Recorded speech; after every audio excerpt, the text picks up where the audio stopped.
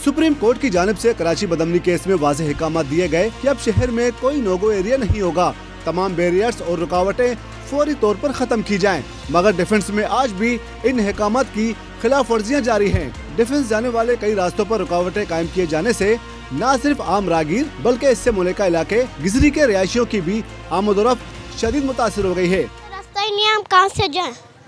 ये यहाँ पे तो रास्ता इन लोगों ने बंद करा हुआ है, ये हम कहाँ से जाएं? यहाँ पे तो रास्ते ही बंद है, ट्रक वगैरह खड़े हुए हैं यहाँ पे, हम कहाँ से जाएंगे?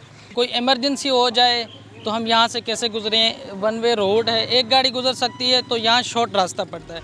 सड़कों की बंदिश के बायस इस इलाके में वाक़े अस्पताल जाने वाले लोगों को भी सख्त मराइल से गुजरना पड़ता है।